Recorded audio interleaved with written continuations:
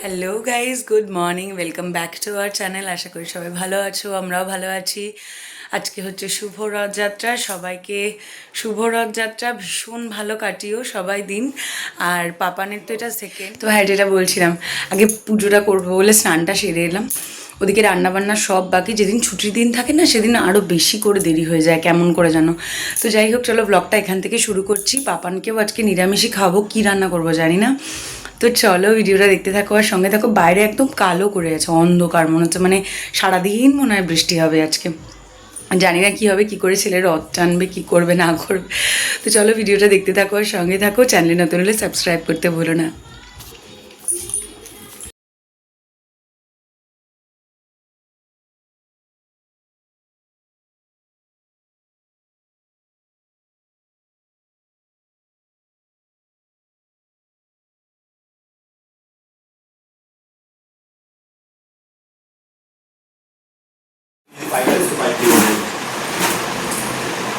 এটা কী করছো, কী করছো তুমি, কী করছো ওখানে? কাজ করছো? কাজ করছো? কী কাজ করছো? তো সকাল সকাল উঠে আগে পুজোটা দিয়ে নিয়েছিলাম। ওদিকে পাপান খেলাধুলো করছে আর ওর বাবা বললো ওকে খাইয়ে দেবে। তো আমি চলে গিয়েছিলাম পুজো দিতে। রথের দিন পুজো দিয়েই সকালটা শুরু করলাম। তো তারপরে রথ সাজানোর যা করার ওর বাবাই করেছে পরে বাড়িতে এসে। আর এই জগন্নাথ, বলরাম, সুভদ্রাই একসাথে আমরা এনেছিলাম পুরী থেকে। খাবো হচ্ছে নিরামিষ। তো পনিরের তরকারি করেছি আমাদের জন্য। আর পাপানের পনিরের ঝোলটা দেখো, সবজি দিয়ে পনিরের ঝোল কেউ জীবনে হয়তো কোনোদিন খাওনি। তো এই হচ্ছে পাপানের পনিরের ঝোল। পনিরের ঝোল কি মাছের ঝোল, যেভাবে অল্প জিরে গুঁড়ো আর নুন, হলুদ, গোলমরিচ দিয়ে করি, ওইভাবেই পনির দিয়ে করে দিয়েছিলাম। তারপর ওর বাবা এলো রথ সাজানোর জন্য, জাস্ট বসলো আর হয়ে গেল লোডশেডিং। আর ছেলে আমার অস্থির হয়ে যাচ্ছে গরমে। ভাগ্যিস ওর খাওয়া দাওয়া হয়ে গিয়েছিল, আমাদের খাওয়া দাওয়া হয়েছিল না। তারপর আমাদের বাড়ির সামনের জগন্নাথ মন্দির থেকে রথযাত্রা, মানে একটা প্রসেশন বের হয়, সেটাই বেরিয়েছিল বিকেলবেলার দিকে। বিকেল মানে কি, প্রায় 4টে মতন তো বাজলো, 4টের একটু বেশি হবে। দেখো ছোটো ছোটো বাচ্চারা কেমন নাচছে, খুব সুন্দর লাগে এই প্রসেশনটা। আমি এখানে এসছি প্রায় 3 বছর হয়ে গেল, হতে চললো। আমি কোনোদিন মানে এই রথটা নিয়ে ওরা মাসির বাড়ির দিকে যায় আর কি। সামনেই একটা জায়গায় আবার একটা প্যান্ডেলের মতো করা হয়, ওটাই মানে জগন্নাথের মাসির বাড়ি আর কি। সেখানে এই রথ 7 দিন 8 দিন থাকে, তারপর আবার উল্টো রথের দিন এখানে আসে।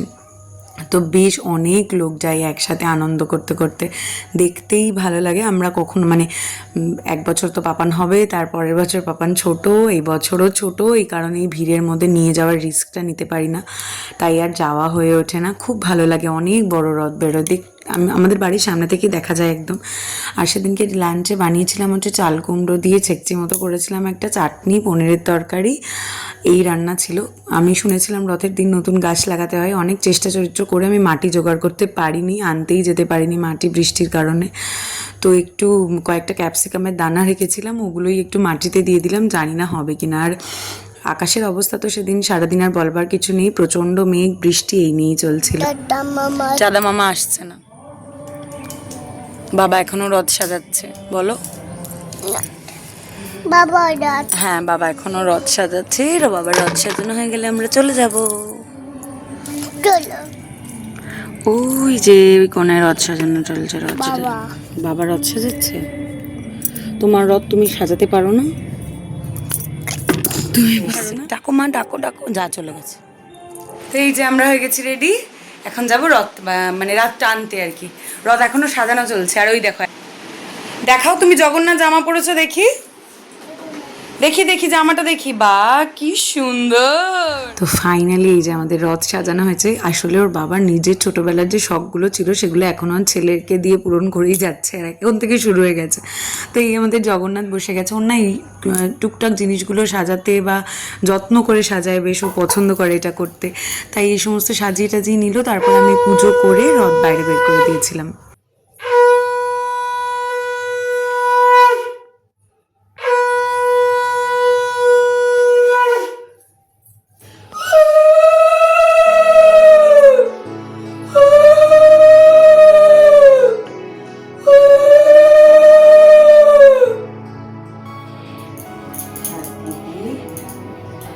এবার ড্যাং ড্যাংটা বাজাও, নিয়ে বেরিয়ে তুমি বাজাবে।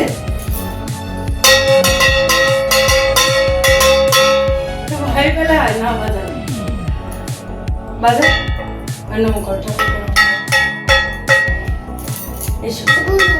যাই হোক, কোনো রকম পুজো সেরে এই যে রথ নিয়ে বেরিয়ে পড়েছে। তখনও ভাগ্যিস আলো ছিল, আর দুই ভাই মিলে রথ বের করেছে। বড় ভাই তাও যাও টানছে রথ, ছোট ভাইয়ের তো রথ টানার নাম গন্ধ নেই, সে তো রাস্তায় বেরিয়ে মহা আনন্দে ছুটে বেড়াচ্ছে। আর গাড়ি দেখতে পেলে তো পাপানের কিচ্ছু লাগে না, একটুও রথ টানেনি, একটুও না। ওর বাবা অনেক চেষ্টা করেছে, নানান চেষ্টার পরেও এই যে বাবু খুব সুন্দর রথ টানছে, আর বাবাই একেবারেই টানেনি। আর এই যে দেখো আমাদের জগন্নাথ মন্দির কত সুন্দর সাজিয়েছিল, সেদিন অনেক লোকের ভোগও হয় এখানে। ওই যে বলে যাদের বাড়ির কাছে তাদের আর যাওয়া হয়ে ওঠে না, আমাদেরও তাই হয়েছে। বলেছিলাম জগন্নাথ নেই মন্দিরে, পাপান তো শুনবে না, সে মন্দিরে যাবেই। তো গিয়ে দেখে এলো যে ঠাকুর তো গেছেন গিয়ে মাসির বাড়ি। তারপর আমরা মন্দির থেকে বেরিয়ে যেখানে রথ আছে সেখানে গেলাম হাঁটতে হাঁটতে। রথ আর কি আমাদের বাড়ির সামনেই একটা মেলাও হয়, ওই মেলার সামনে রথ রাখা থাকে। ওইখান থেকে খানিকক্ষণ পর সন্ধ্যাবেলার দিকে রওনা হয় রথ। আর এদিকে এই যে জামা পড়েছে জগন্নাথের, আর কোলে উঠেছে। আসলে সেদিনকে ঘটনাটা হয়েছিল দুপুরে ঘুম হয়নি, এই হচ্ছে মেন কারণ। সেই কারণে কিছুই ভালো লাগছিল না। এই যে বড় রথ, এই রথটাও না মানে কারোর বাড়ি থেকে আনা হয়েছিল, রথটা খুব সুন্দর দেখতে ছিল। আর এটা হচ্ছে আমাদের মন্দিরের রথ, কত বড় কত উঁচু রথটা। তো এই মেলার এক ঝলক মেলা দেখে মেলার সামনেই রথটা রাখা ছিল। তো মেলায় তখন সবে মানে যেহেতু প্রথম দিন সবে মেলা আর কি গোছানো হচ্ছে। তো তারপরে এই যে মেলায় রথে লাইট লাগানো হয়েছে, যা বলছিলাম আর কি। ওর বাবার এগুলো নিয়ে ভীষণ শখ, ও সারাদিন প্রায় দুপুর থেকে চলে এসেছি আমরা রথ চালিয়ে। দেখো আমাদের রথটা ওখানে সবার থেকে বেশি সুন্দর লাগছিল, ওখানে অনেক রথ ছিল। তার মধ্যে একজন জেদের ঠেলায় মাথা ঠুকে মাথা লাল করেছে, এখন মাথায় নিজেই বসে বসে বরফ দিচ্ছে। এই যে আইস প্যাকটা নিয়ে বসেছে, নিজের মাথায় নিজেই দিচ্ছে। দাও, মাথায় কোথায় লেগেছে বরফ? দাও দাও বরফটা দাও, মাথায় কোথায় লেগেছে? তাহলে বরফটা দাও ওখানে। ওরম করে বরফ দেয় না, এই যে এইভাবে এটা ধরো, ধরে বরফটা দাও, যেরকম করে দাও। আমি নেব? রথ টানলে না কেন একটু? জগদাদাকে বসিয়েছো রথে, তোমার মন চায়নি রথ টানতে? তো এই যে আবার রেডি হতে হয়েছে, সেটা হচ্ছে এলাম তো কি বলবো, রথ ট্রেনে তো বাড়িতে চলে এলাম। তো তারপরে পুজো টুজো দিয়ে ভাবলাম ঠিক আছে সারাদিন বিশ্রাম আনি, এবার একটু বিশ্রাম নেব। তো আমার ছেলের জ্বালায় তো সে উপায় নেই। সমস্যাটা হচ্ছে দুপুরবেলা তো ঘুমোননি, এবার এখন যদি ঘুম পাড়াই তাহলে রাতে ঘুম আসবে না। এবার এখন বাড়িতে থাকলেও বিরক্ত করবে, মানে না মানে জাগিয়েও রাখতে পারবো না, এত বিরক্ত করবে। তো বাবা বললো চলো টুকটাক একটু ঘুরিয়ে নিয়ে আসি, সামনের মেলাটাতেও যেতে পারি। তাহলে দূরে করে, খুব বেশি দূরে যাওয়া যাবে না, কারণ বাড়ি এসে আবার ডিনার বানাতে হবে। যেহেতু আজকে নিরামিষ, ইচ্ছে আছে বাইরে কোথাও না খাওয়ার, যদি না সম্পূর্ণ নিরামিষ কোনো জায়গা পাই তো না, তাহলে আজকে মেলা টেলা কোনো জায়গাতে কিছু খাওয়া হবে না, শুধু চা ছাড়া। এবার রাতে বাড়িতে এসে পাপানের খাবারও বানাতে হবে। একটুও ইচ্ছে করছে না, উঠেছি দেরি করে এই যা, বাকি তাছাড়া আর সারাদিনে একটুও বিশ্রাম হয়নি, যার জন্য আমি ঠিক করে ব্লগও করতে পারিনি। একটুও মানে এক ফোঁটাও টান হতে পারিনি বিছানায়। সেই সকালবেলা উঠেছি, একটার পর একটা চলেই যাচ্ছে। ভেবেছিলাম বিকেলটা একটু বিশ্রাম নেবো, কিন্তু ওনার জ্বালায় উপায় নেই। এখন যদি 8টার সময় ঘুম পাড়িয়ে দিই, 9:30 পৌনে 10টায় ঘুম থেকে উঠবে না। এবার যদিও রাতে দেরি করে ঘুমাই, সেটা 1-1:30 বেজে যাবে। এবার আমি আজকে এতটা টায়ার্ড, আমি অতক্ষণ জেগে থাকতে পারবোই না, তার থেকে ভালো সন্ধ্যাবেলা ঘুরিয়ে নিয়ে আসি বাবা। তো চলো কোথায় বেরোচ্ছি তোমাদের সাথে শেয়ার করবো অবশ্যই, চলো দেখতে থাকবার সঙ্গেটা। বেরিয়ে যাবো, আর কোথায় রাস্তাঘাটে রথ বেরিয়েছি বলে বেশ ভিড়। তো ভাবলাম মায়ের সাথে একটু দেখা করে আসি। প্রথমে একটু গেলাম মায়ের কাছে, মায়ের সাথে দেখা করে পাপান ওখানে একটু খেলা করলো মিঠির সাথেই। তারপর গপু দাদা তো থাকেই, গপু দাদাকে পেলে ওর আনন্দই হয়। তারপর মা একটু সাবুর পাঁপড় ভেজেছিল, রথের দিন আর পাঁপড় ভাজা খাওয়াবে না, মাও খেয়েছিল না, আমাদের জন্য অপেক্ষা করছিল যে আমরা এলে খাবে একসাথে। তো ওই জন্যই বসেছিলাম আর কি। তারপরে পাঁপড় ভাজা টাজা খেয়ে আমরা বেরিয়েছিলাম যেহেতু। তো পাঁপড় ভাজা খেয়ে আর বেশিক্ষণ ওয়েট করিনি, কারণ যা বৃষ্টি হয়েছে সারাদিন, বৃষ্টির একটা ভয় ছিল। হঠাৎ করে বাচ্চা থাকলে সমস্যা কী হয়, একটু বৃষ্টির জল মাথায় পড়লেও একটা চিন্তা থাকে। এই যে দেখো টুকটাক করে কেমন পাঁপড় খাওয়া শিখেছে, একবার গোপু দাদাকে খাওয়াচ্ছে, একবার নিজে খাচ্ছে, এই কাণ্ড করছে। মা বলছে কিছু হবে না। যাই হোক, কম বেশি করে পাঁপড় টাপড় খেয়ে আমরা ওখান থেকে বেরিয়ে পড়েছিলাম। যেহেতু নিরামিষ ছিল ভেবেছিলাম কোথাও খাবো না, যা ভেবে গিয়েছিলাম আর কি বাড়ি থেকে। তারপরে আমাদের এখানে শিবানী সুইটসটা পুরোটাই নিরামিষ, সম্পূর্ণ নিরামিষ, পেঁয়াজ রসুনও দেয় না। তো ভাবলাম রাতের বেলা এখান থেকে ডিনার করে যাই, যেহেতু আগের দিনই রাতের বেলা খিচুড়ি খেয়েছিলাম, আর দিন 15 ধরে যা বৃষ্টির পালা চলছে, আর কি বলবো, খিচুড়ি খাওয়া তো ম্যান্ডেটারি হয়ে গেছে, আর আমি একটু খিচুড়ি খেতে ভালোবাসি। তো ওখানে গিয়ে একদম ভেজ একটা চাউমিন, যদিও সব ভেজ আর কি। আর পাপান এখন একদম ওর সামনে কিচ্ছু খাওয়া যায় না, কিছু খেলে ওর মুখে একটু দিতেও হয়। আর এবার ডাক্তারবাবু, মানে যখন ভ্যাকসিনের জন্য গিয়েছিলাম, তো ডাক্তারবাবু নিজে থেকেই বললেন যে অল্প বিস্তর টুকটাক খাবার দাবার না তাহলে দিতে আর কি, না তাহলেও চিবোনোটা শিখবে না। মাড়ির দাঁতগুলো যে উঠেছে এগুলো তো ওকে ফিল করতে হবে, তো ওই জন্য হালকা পুলকা শক্ত খাবার, যেমন রুটি টুটি কিছু খেলে সেটা ছিঁড়ে হাতে একটা দিই, অল্প চাউমিন কম বেশি। তবে হ্যাঁ, বিরিয়ানি টিরিয়ানি এই সমস্ত জাঙ্ক খাবার খায় না, চিপস চকলেট কখনোই খায় না, এগুলো ঠিকও না দেওয়া। তো বাড়ি ফেরার পথে দেখলাম এখনও সময় আছে, 10টা তখনও বাজেনি, ভাবলাম মেলার একটা ঢু দিয়ে যাই। আর রাতে পাপানকে খাওয়ানোর তাড়াহুড়োও ছিল না, কারণ যেহেতু ওই পাঁপড় খেয়েছে, একটু চাউমিন মুখে দিয়েছে না, ওর একটু গ্যাস ফর্ম করে, যেহেতু বাইরের খাবার ছোটো থেকে কখনো খায়নি, সবে সবে শুরু করেছে, তো ওই জন্য একটু সমস্যা হয়। আর দেখো মেলায় এই জিনিসটা না নতুন দেখলাম, এটা কীভাবে চড়ে কী বৃত্তান্ত জানি না, পাপান বড় হলে হয়তো বুঝতে পারতাম। তো আর এখানে কি মেলা মোটামুটি সমস্ত কিছু নিয়েই বসেছিল, প্রচুর দোকান ছিল, বাট আমরা পাপানকে নিয়ে ঘোরার সুযোগ করে উঠতে পারিনি, কারণ আসলে কি হয়, মেলায় এত ভিড়, লোকজন, কাদা, তার উপর যদিও আমাদের এখানে মেলার ওপর একটু প্লাইয়ের মতো এই যে এই জিনিসটা পাতা থাকে, তাও একটা অসুবিধা হয়, এতে আরও ভয় লাগে কি যদি একটু এদিক ওদিক হয়, স্লিপ করে না দুম করে নিচে পড়ে যায়। আর পাপানের বাবার শখ করেছিল যে একবার ছেলেকে গাড়িতে চাপাবে, এর আগের বার তো অনেকটাই ছোট ছিল, হাঁটতেও পারতো না ঠিক করে, এবার যেহেতু একটু বড় হয়েছে আমি বলছি যে তুমি চাপিও না, ওর অভ্যেস হয়ে যাবে। তো না, যাই হোক, ছেলেকে চাপালো, তারপর মাঝ রাস্তায় তো ছেলে ভয় টয় পেয়ে নেমে গেছে।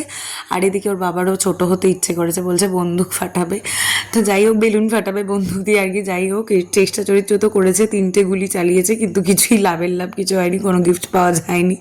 তো তারপরে আরও খানিকক্ষণ ঘোরাঘুরি করে, আর পাপান এত দুষ্ট হয়েছে, এত গাড়ি চেনে, ঠিক গাড়ির দোকানের সামনে গিয়ে বলছে মা কোলে গাড়ি, এসে খোলা টোলা সব হয়ে গেছে, নিয়ে বাড়ি এসছে। এই যে কোথায় সে খেলনা, ওই যে বাস, কি বাইরে থেকে দিতে হবে, ভালো হয়েছে বাস, পছন্দ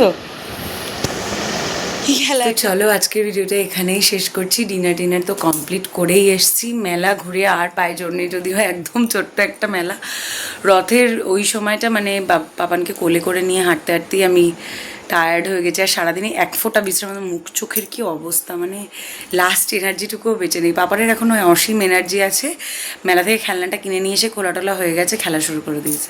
তো ডিনার তো করেই এসছি, আর সেরকম কোনো কাজ নেই, জাস্ট চেঞ্জ করবো, পাপানকে একটু খাওয়াবো, যেহেতু সন্ধ্যাবেলাও দেরি করে খেয়েছে আজকে, অল্প করে ওটস করে দিলাম।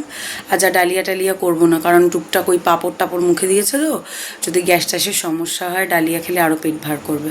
একটু নিওপেপটিন দিয়ে দিলাম বাড়িতে এসেই, তারপর এখন ওটসটা খাইয়ে ঘুম পাড়িয়ে দেবো, প্রায় 10:30 বেজেই গেছে। তো তাড়াতাড়ি করে খাইয়ে এবার নিয়ে শুয়ে পড়ে, নিজেরও ভীষণ টায়ার্ড লাগছে। ভিডিওটা কেমন লাগলো জানিও, নেক্সট ভিডিওতে আবার খুব শিগগিরই দেখা হচ্ছে। আসলে প্রত্যেক দিনের এডিটিংয়ের সময়ের অভাবের জন্য আর কি, মানে আমি হয়তো রোজ ভিডিও ক্লিপ তুলতে পারলেও রোজ এডিট করে ডেলি ব্লগ ছাড়তে পারছি না, তো এই সব কারণে ডেলি ব্লগ দেওয়া হচ্ছে না, টুকটাক করে যেটুকু সময় পাচ্ছি ভিডিও দেওয়ার চেষ্টা করছি। এই তো মাদের এটাই হয় আর কি, রোজের রুটিনের ফাঁকে সময় পেয়ে যে ভিডিও করতে পারি নিজের জন্য অ্যাটলিস্ট কিছু একটা, এটাই অনেক। তো চলো আজকের ভিডিওটা এখানেই শেষ করছি, আজকের মতো টাটা, গুড নাইট।